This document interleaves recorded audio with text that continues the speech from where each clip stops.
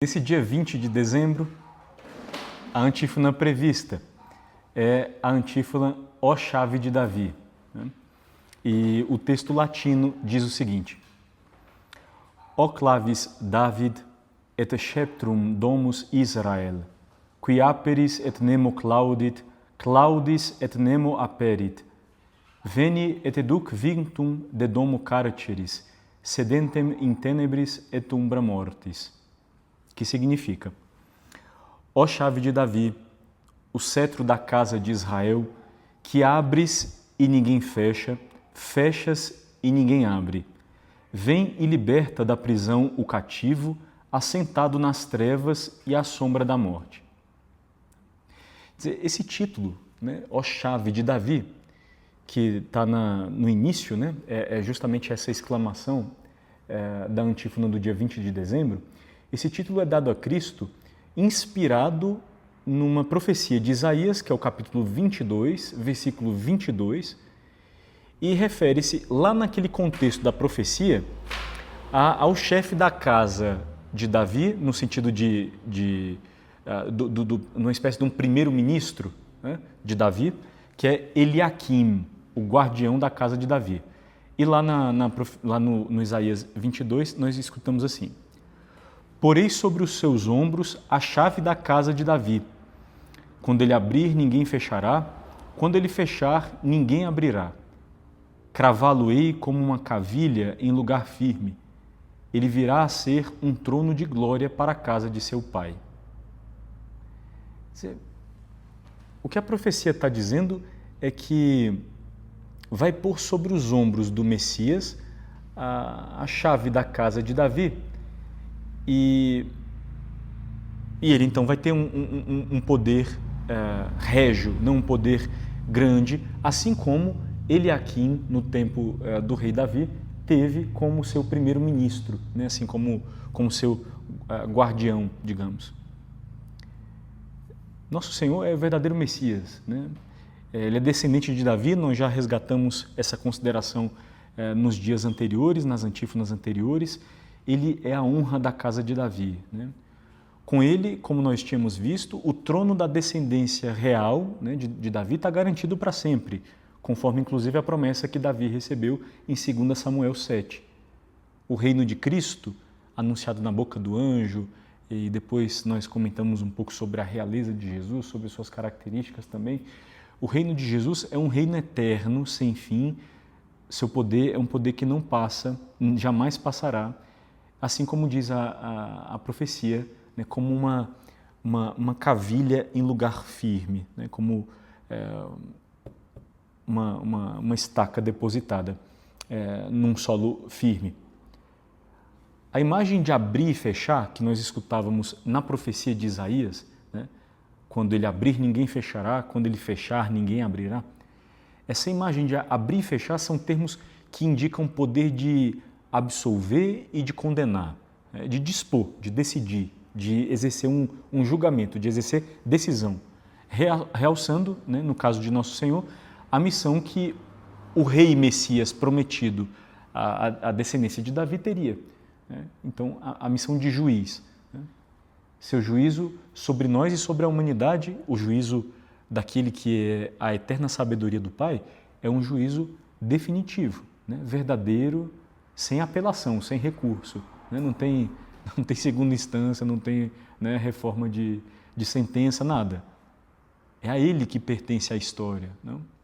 Ele conhece os seres desde o íntimo, na sua verdade, como diz o Salmo 138, né? Quando nós rezamos assim: Vós me sondais e conheceis, sabeis quando me sento e quando eu ando. Os meus caminhos vos são todos conhecidos. A palavra nem sequer chegou à minha boca, e já, Senhor, a conheceis inteiramente. Pois bem, esse que é nosso Senhor, Senhor da história, a Ele o Pai concedeu todo o poder judicial. Né? Como nós rezamos no Credo, Ele está sentado à direita de Deus Pai. Né? Quer dizer, a humanidade do nosso Salvador, uma vez coberta de glória por conta da vitória da ressurreição, agora vai coberta de poder, né, também, de autoridade. à direita de Deus Pai Todo-Poderoso.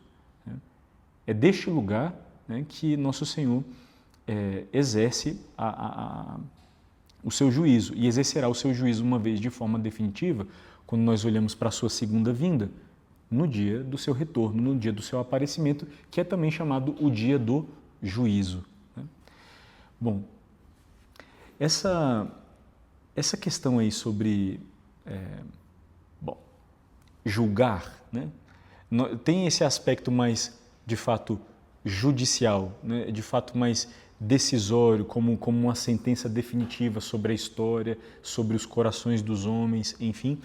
Tem, assim, de fato, essa acepção, que é uma acepção mais escatológica, a gente diz, quer dizer assim, é essa verdade lida no fim dos tempos. Mas antes do tempo desse julgamento, vocês se lembram o que é que Nosso Senhor diz, o que é que Ele lê da profecia de Isaías, quando faz a sua primeira homilia em Nazaré, sua terra? Lucas capítulo 4. Diz: o Espírito do Senhor está sobre mim, não? Porque o Senhor Deus me ungiu, e etc. Vamos resgatar o texto, porque ali no meio do texto tem uma expressão interessantíssima, que é o dia da vingança do nosso Deus, né? Na profecia de Isaías. A profecia de Isaías que Nosso Senhor lê no capítulo 4 de Lucas é Isaías 61, versículos de 1 a 3, praticamente. Não? Diz assim: o Espírito do Senhor Deus está sobre mim, porque o Senhor me ungiu. Enviou-me a anunciar a boa nova aos pobres, a curar os quebrantados de coração e proclamar a liberdade aos cativos, a libertação aos que estão presos, a proclamar um ano da graça do Senhor e um dia da vingança do nosso Deus, a fim de consolar todos os enlutados. Esse é o texto da profecia de Isaías 61. Lá, o capítulo 4 do Evangelho de São Lucas narra assim: foi-lhe entregue... Bom, antes um pouquinho. Ele foi... Lucas 4, versículos 16 em diante. Ele foi a Nazaré, onde fora criado, e, segundo o seu costume, entrou em dia de sábado na sinagoga e levantou-se para fazer a leitura. Foi-lhe entregue o livro do profeta Isaías.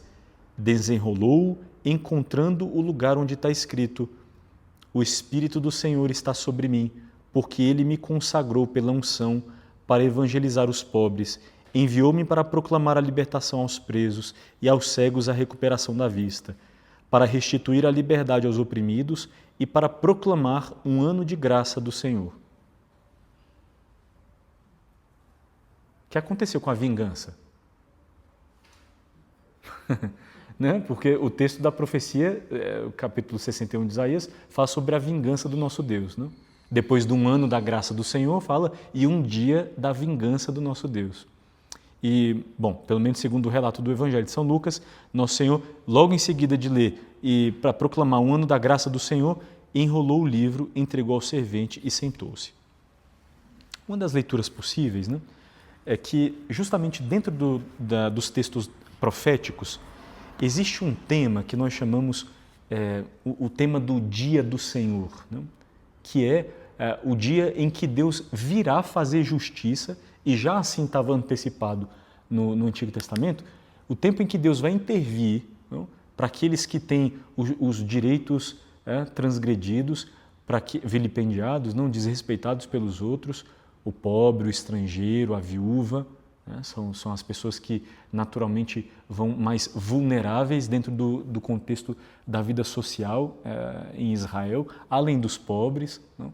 Existe, dentro das profecias, existe uma grave condenação, não só de conteúdo, digamos, teológico, espiritual, contra, digamos, a infidelidade do povo, mas existe uma denúncia explícita sobre o modo como essa infidelidade tantas vezes se traduz, que é um modo de injustiça, uns em relação aos outros. Né? Por exemplo, se nós abrimos a profecia de Isaías, o capítulo 1, só para citar um texto, aqui poderíamos citar vários, né? Nós lemos sobre essa denúncia de injustiças assim, né? depois de uma série de condenações e de censuras sobre as liturgias no templo, né, diz assim: ouvi a palavra do Senhor, chefes de Sodoma, prestai atenção à instrução do nosso Deus, povo de Gomorra. Que me importam os vossos inúmeros sacrifícios, diz o Senhor. Estou farto de holocaustos de carneiros e da gordura de bezerros cevados. No sangue de touros, de cordeiros e de bodes não tenho prazer. Quando vindes à minha presença, quem vos pediu que pisasseis os meus átrios? Basta de trazer-me oferendas vãs. Elas são para mim incenso abominável. Lua nova, sábado e assembleia, não posso suportar falsidade e solenidade. Quer dizer, Deus condena, está dizendo, eu condeno a liturgia, o culto, a vivência da religião dessa forma aí. Vossas luas novas e vossas festas, minha alma as detesta. Elas são para mim um fardo. Eu estou cansado de carregá-lo. Quando estendeis vossas mãos, desvio de vós os meus olhos. Ainda que multipliqueis a oração, não vos ouvirei. Vossas mãos estão cheias de sangue. Portanto, lavai-vos, purificai-vos, tirai da minha vista as vossas más ações, cessai de praticar o mal, aprendei a fazer o bem. Como? Buscai o direito, corrigi o opressor, fazei justiça ao órfão, defendei a causa da viúva. Então sim podereis discutir, diz o Senhor. Pois, ainda que os vossos pecados sejam como escarlate, tornar-se-ão alvos como a neve. Ainda que sejam vermelhos como o carmesim, tornar-se-ão como lã. Se quiser desobedecer, quer dizer, se o vosso coração se converter deste modo, comereis o fruto precioso da terra. E assim por diante. Enfim, dizer, dentro dos textos das profecias no Antigo Testamento, existe esse tema, não, de um dia da vingança de Deus, de um dia de ira, né, de um dia do Senhor, que vai vir fazer justiça contra as injustiças que os homens perpetraram. Não? Vai vir fazer prevalecer, não, o seu rigor sobre os maus, sobre os ímpios, e vai defender a causa dos pequenos, dos que foram humilhados. Bom, esse dia que é o dia do Senhor, o dia da vingança, etc. e tal, está anunciado no capítulo 61 de Isaías, mas Nosso Senhor, quando lê o texto na sinagoga em Nazaré, para no tempo da graça, né? no ano da graça do Senhor. Para dizer que, e essa é uma das leituras dos padres da igreja, é uma das leituras possíveis, né? Para dizer que o tempo do juízo virá, não? Será exercido. Né? O tempo da manifestação definitiva, não? Do modo de pensar de Deus, e o tempo certo da separação dos ímpios e dos fiéis a Deus vai chegar. É o último dia, é o dia de Cristo. Antes disso, um tempo da graça, né? Para proclamar um ano da graça do Senhor. E assim, no seu ministério, com as suas palavras, com os seus sinais, com os seus gestos, e depois com o seu mistério pascal, com a sua paixão, morte, ressurreição e ascensão, com o envio do Espírito Santo, né? O que Nosso Senhor faz é justamente derramar sobre os homens essa é a graça de Deus. Quer dizer, de fato, Ele virá julgar. De fato, estava prometido, né, que o Messias viria proclamar um dia da vingança do nosso Deus. É o capítulo 61 de Isaías. Mas no tempo certo. Nosso Senhor diz no Evangelho, né, não queirais julgar antes do tempo. A parábola do joio e do trigo. Né? Olha, deixai crescerem juntos. Vai chegar o tempo da colheita. É uma parábola sobre o juízo. Né? Enfim. Então, por isso, né, a gente estava aqui falando sobre esse poder de julgar, né, porque abrir, fechar, decidir, dispor, como está dito na antífona, fala sobre esse poder judicial. E por isso, por conta desse poder judicial, a súplica, né, que vai no final da antífona, que diz que Ele nos absolva e nos liberte a nós pecadores cativos sentados à sombra da morte. Né, que vem e liberta da prisão o cativo assentado nas trevas e à sombra da morte. Mas ainda uma palavrinha sobre porque também Nosso Senhor é chamado de cetro da casa de Israel, e a gente vai comentar um pouco isso agora. Mas antes de dar esse passo, convém ainda olhar um pouco sobre essa profecia de Isaías 22, sobre o chefe da casa de Davi, né? Porque ele diz que vai receber a chave para abrir e fechar, né? Se lembram de algum eco dessa profecia dentro dos evangelhos? É o capítulo 16 do Evangelho de São Mateus, não? Pedro fazendo uma profissão de fé: tu és o Cristo, o Filho do Deus vivo, conforme a versão do Evangelho de São Mateus. Nosso Senhor o elogiando: bem-aventurado és tu, Simão, filho de Jonas, porque não foi um ser humano que te revelou isso, mas o meu Pai que está nos céus. E por isso eu te digo, tu és Pedro, e sob esta pedra edificarei a minha igreja, e as portas do inferno não prevalecerão contra ela. Eu te darei as chaves do reino dos céus. Tudo o que tu ligares na terra será ligado no céu, abrir e fechar. Tudo o que tu desligares na terra será desligado no céu. Dizer, assim como Eliaquim foi um primeiro-ministro, né, um guardião, né, da casa de Davi, assim também Pedro foi constituído nessa dignidade por Nosso Senhor. Eu te darei a chave. Então, quer dizer, esse versículo para nós é muito importante, não só dentro do Evangelho de São Mateus, digo, para a doutrina, né, sobre a Igreja Católica, sobre a fundação da Igreja por Nosso Senhor, sobre a origem divina da Igreja, sobre a autoridade concedida a Pedro como um primaz, né, entre os apóstolos, sobre os apóstolos, né, como cabeça do colégio apostólico. Tudo isso é importante por causa do Evangelho, é verdade, mas tem ressonância já dentro do Antigo Testamento, né, como nós estamos comentando aqui. Então, quer dizer, essa chave da casa de Davi, que é tema da antífona, é também, quando a gente lê com esses olhos assim, já, eu diria, eclesiológicos, né, com esses olhos da igreja, essa chave da casa de Davi também é uma espécie de símbolo da missão da igreja, que a igreja tem de ser mediadora da salvação. A igreja que é o corpo vivo de Jesus na história, né, a igreja que é a sua esposa, né, que é o seu instrumento vivo, né, presente no mundo para proclamar a sua salvação, para realizar a sua salvação celebrando os seus sacramentos, para ensinar os homens o caminho da vida eterna e levá-los até lá, né, exortando-os, corrigindo-os e orientando-os em tudo. A chave da casa de Davi é vista também então em chave eclesiológica como símbolo da missão da igreja, né? Então, quer dizer, a igreja sob a liderança do Papa, né, o vigário de Cristo na terra, o primeiro-ministro, digamos, né, dizer, aquele encarregado de toda a casa de Deus nesse mundo, que é a Santa Igreja. O Papa, como cabeça do colégio dos bispos, a quem foi confiado também o munus, né, de governar, de santificar, de ensinar e de confirmar, portanto, os fiéis na fé, é o Papa com o Colégio Universal dos Bispos. São eles quem administram os sacramentos, são eles quem ensinam a doutrina da salvação, né? Quer dizer, são eles a parte mais alta da hierarquia, né?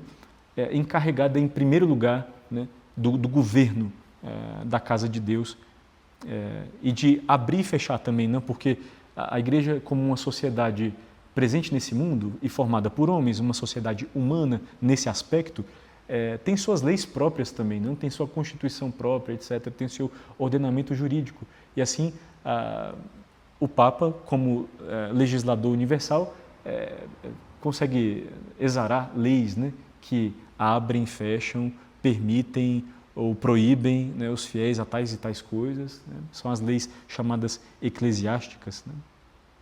Enfim, vá bem. Mas não só a antífona do 20 de dezembro dizia ó chave de Davi, senão que dizia também o cetro da casa de Israel. O que significa isso? Bom, o cetro também fala de realeza, né? E essa expressão corresponde justamente à realeza do Messias, filho de Davi, que já se encontra lá naquele texto que nós ouvimos no dia 17 de dezembro, que era a bênção de Jacó a Judá, seu filho. Estão bem lembrados, né? já nós escutávamos falar sobre um cetro, né, naquela bênção que Jacó dá a Judá, de quem surge a tribo que deu origem à casa de Davi, né? Porque é a tribo de Judá, justamente. Então, diz assim Gênesis 49:10, e é por isso que nós líamos no 17 de dezembro essa primeira leitura na missa. O cetro não se afastará de Judá, nem o bastão de comando dentre seus pés, até que o tributo lhe seja trazido e lhe obedeçam os povos. Quer dizer, aqui nós já vamos com a antecipação de que o Messias que viria de Davi, justamente porque viria da descendência de Davi, viria da tribo de Judá. Há outro texto do Antigo Testamento, inclusive até mais impressionante, que é um oráculo, né, uma profecia de Balaão, que sequer era judeu, né, sequer era membro do povo de Deus, era um feiticeiro, assim, um mago pagão. É uma profecia que Balaão proferiu sobre Israel no século XII a.C. Ainda antes, então, portanto, da monarquia em Israel, ainda tudo isso. Diz assim a profecia, está lá no livro de Números, capítulo 24, versículos 15 a 17. Oráculo de Balaão, filho de Beor, oráculo do homem de visão penetrante, oráculo daquele que ouve as palavras de Deus, daquele que conhece a ciência do Altíssimo. Ele vê aquilo que o Altíssimo faz ver, alcança a resposta divina e os seus olhos se abrem. Eu o vejo, diz Balaão, mas não agora. Eu o contemplo, mas não de perto. Um astro procedente de Jacó, de Israel, se torna chefe. Um cetro se levanta procedente de Israel. Fecha aspas. Esse cetro, né, que se levanta e domina os povos diz respeito à casa de Davi, da qual o Messias é a plenitude, né? Quer dizer, é impressionante, né, como, quando nós olhamos assim para o Antigo Testamento, como Deus, né, desde as origens, nós escutávamos aqui uma leitura do Gênesis, um trecho agora do livro dos Números, né, como Deus, desde as origens, né, desde de muitos séculos, foi preparando, né, o povo para essa revelação, foi preparando o seu povo para a vinda do seu Filho, né, que é o nosso Messias, o nosso Redentor. E a antífona reflete essa realidade, né, porque, como diz logo em seguida, né, cetro da casa de Israel, abre e ninguém fecha, fecha e ninguém abre, e depois pede, vem e liberta da prisão o cativo assentado nas trevas e à sombra da morte. Enfim, fazendo ver justamente ecos também de outros trechos da Escritura, né? Como Isaías 42. Eu te pus, é um dos textos, um dos cânticos sobre o servo também. É o primeiro cântico do servo na profecia de Isaías. Eu te pus para seres a aliança do povo e a luz das nações, para abrires os olhos dos cegos, para tirares da cadeia os prisioneiros e do cárcere os que estão sentados nas trevas. É a mesma expressão que está na petição da antífona, né? Enfim.